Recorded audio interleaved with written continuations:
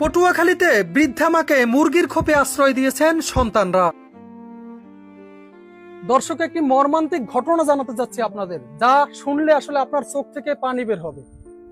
আপনি নন শুধু, যে কোনো হৃদয়বান মানুষের চোখ থেকেই পানি ঝরবে। বলা হয়ে থাকে মায়ের পায়ের নিচে সন্তানের বেহেশত, কিন্তু সেই মায়ের প্রতি যখন এরকম অবহেলা করা হয়, জন্ম দিয়েছেন যিনি, সেই মাকে যদি এরকম একটি মুরগির খোপের মধ্যে আটকে রাখা হয়, তাহলে যেন আল্লাহর আরশ কেঁপে ওঠে, সন্তানের জান্নাত যেন হারাম হয়ে যায়।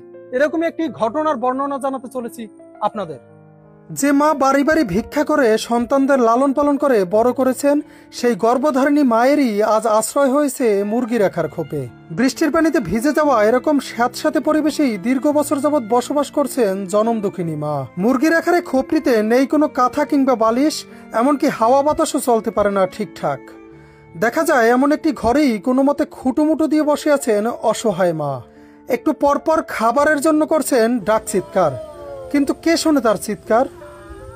জানা যায় ঝড় বাদল যাই হোক না কেন, সকাল হলেই বৃদ্ধা মাকে মুরগির খোপে রেখে কাজে চলে যান সন্তান ও পুত্রবধূরা।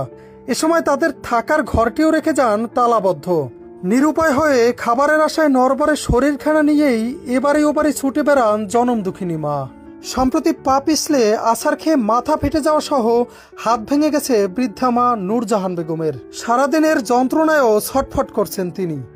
এছাড়াও একটু পানি খাওয়ার জন্য করছেন তীব্র আহাজারি, কিন্তু একাকী বাড়িতে তার করুণ আহাজারি শোনার জন্য কেউ নেই।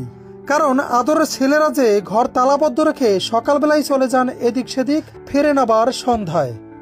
সম্প্রতি বন্যা হওয়ার কারণে জোয়ারের পানিতে থই থই করছে নূরজাহান বেগমের খোপটির চারপাশ। এতে যেন তার মধ্যে কাজ করছে এক অজানা আতঙ্ক।